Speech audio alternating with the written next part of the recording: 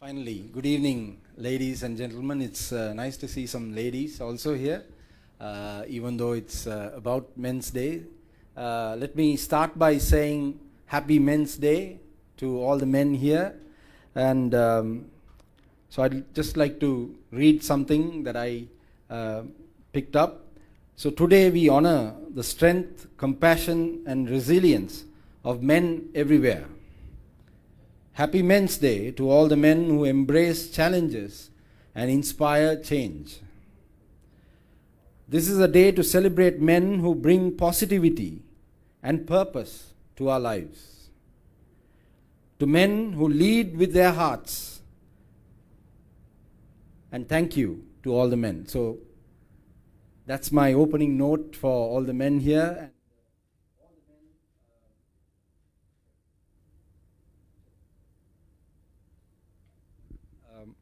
Check. Yeah. So, having said that, as you can all see, this is Real Men, Real Talk, Mental Health Matters, International Men's Day. So, by the way, mental health matters is a declaration by the UN, and that's how serious this matter is. Talking about mental health, what allows us as human beings to psychologically survive life on earth with all of its pain, drama, and challenges is a sense of purpose and meaning. I think that says it all about mental health and where our mental health should be. So in Sri Lanka, as soon as you say the word mental, people don't want to be associated with it. They think, you don't want to talk about mental health. Why are we here? Why should I talk about mental health? Is the first thing that comes to mind, even for people who know about mental health. But we need to break that barrier and talk about mental health. As you know, we are a country facing many challenges, whether it's political, social, cultural, or otherwise. So mental health is something that needs to be discussed in length.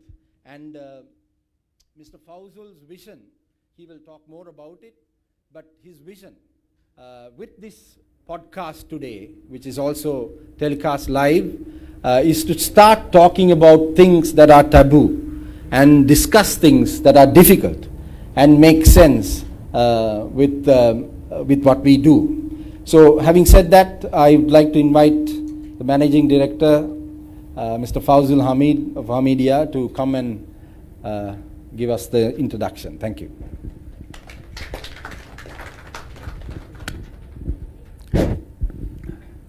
Good evening, everyone.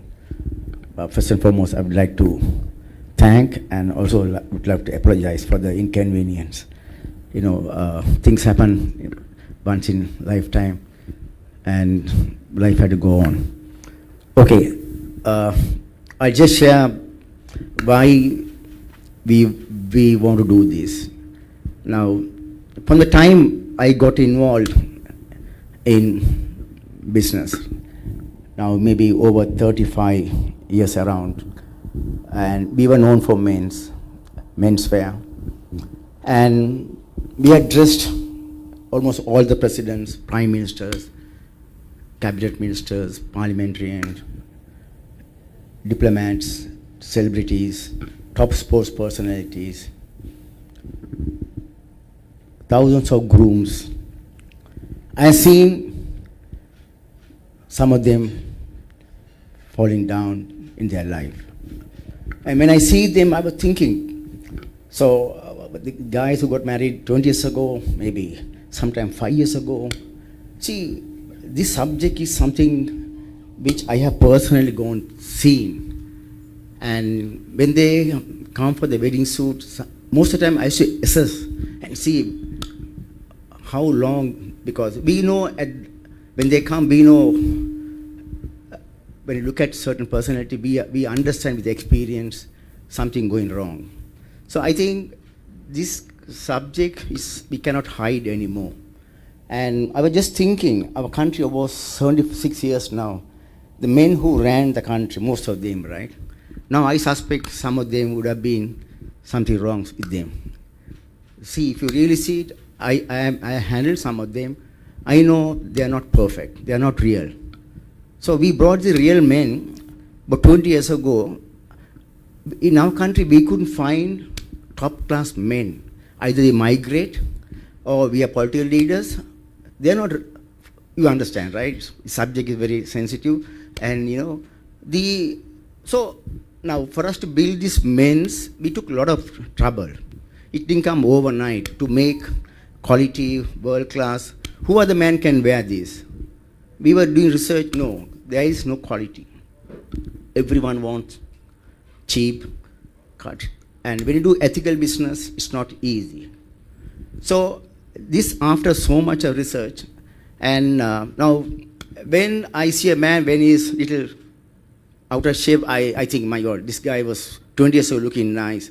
So, and I should say, okay, either go to a gym, work out, or have healthy food. All right? So we were working on all these areas. And then we started a healthy restaurant. Then when I see men's hair, if it's not in good shape, I have to push them and take it to my barber and say, it will grow in few weeks, don't worry, it will be good. So the men were, if you look at today, I mean, pardon me, the ladies, right?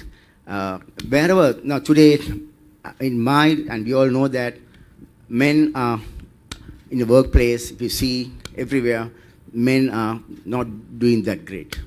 So this exercise, what we have decided is to, now when I want to get this theme, so first thing that came to mind is these three gentlemen, and so we debated on this, and so this is like a launch for us. We want to take this monthly.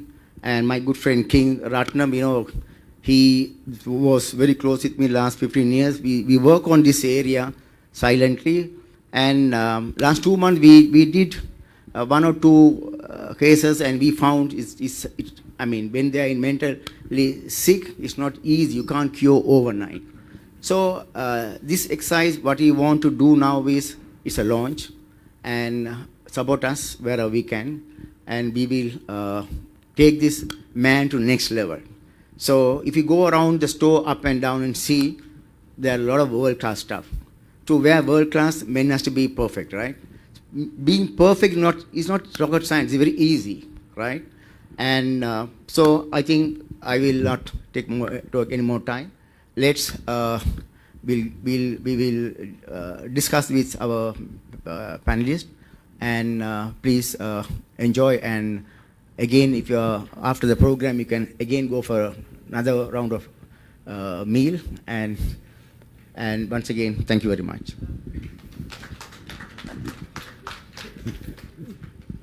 Okay, so let me introduce the panel and have them sit, because I feel awkward when they are standing there.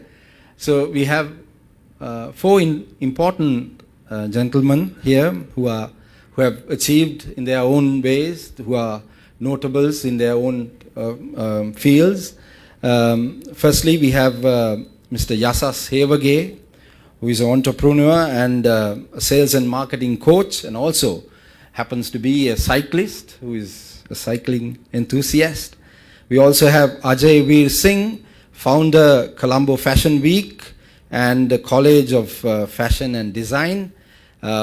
We also have Dr. Sunet Rajavasan, sorry, I should have got that right, Rajavasan, who is a physician and the director of the family clinic, and also is also an educator and examiner for the College of General Practitioners of Sri Lanka and the Royal College of General Practitioners in the UK. And of course, we also have the managing director for the premium menswear, Hameedia, Mr. Fouzul Hameed. And can I please ask you to come and have your seats, please? Thank you. I'd like to, I asked permission from Mr. Fouzul to say a few words myself to get a start to this conversation. I don't need the glasses anymore. So I'm, for those of you who don't know me, I'm King Ratnam. I'm a filmmaker and an actor. I happen to be working in the local industry and also the industry elsewhere, especially the Indian industry. I'm starting there. So anyway, just to add on to that, if you have seen Muthaiya Muralidharan's biopic, I happen to play Arjuna Ranatunga in that movie. Now you know who played that. Okay, so that's a small intro to me. So I'd like to share my thought process on this matter. See, I was overweight from the time I remember. So my peak was 120 kilos at one point. And I have now on my own, with my own style of exercise, which is called the healing towel. I'm interested to talk to you about it if you're interested later on. I have reversed myself now to about 85 kilos. I look much better, I think. At least I know that. And this process has taught me a lot of things along the way. And the main thing that this has taught me is balance, finding your balance. Now, when the body is overweight, your core takes the hit because you have, your weight, the core cannot carry your weight, and your spine takes a hit, and your balance is lost, right? You lose balance. And your body starts functioning as separate parts. The bladder takes on, before the head, the hands go haywire, the legs go haywire, your balance takes a hit. And so the process of coming back to shape, for me at least, has been finding my balance, my core balance. And I think this is the key with everything. And the body is connected to the mind, and the mind is connected to the soul. So that's why we have body, mind, and soul. And the balance in the mind, so what you feed in to your mind. We live in a world of data, and we feed in all sort of data into our minds, isn't it? And if you want to be open about it, we feed in a lot of crap. Men sometimes are very famous for that. We do put in a lot of crap inside our mind, and that can take the balance away. It can tilt the balance towards something not so positive. And the soul, you see, I'm a believer of God, and God, the great creator, he made a very tricky thing. He gave a free mind, a great body, and he also kept a conscience in there to keep your balance. Because if you lose your conscience and your soul, then you are in trouble of losing your soul. And of course the soul is connected to the spirit. And the spirit, for it to be free, the mind, body and soul needs to be in balance. So this is my small learning of my journey of 45 years in this world. And I am still learning, and I think it's a learning until you take your last breath. So having said that as an intro, I'd like to open the discussion to the panel and hear them talk about it. Over to you, Mr. Fouzul.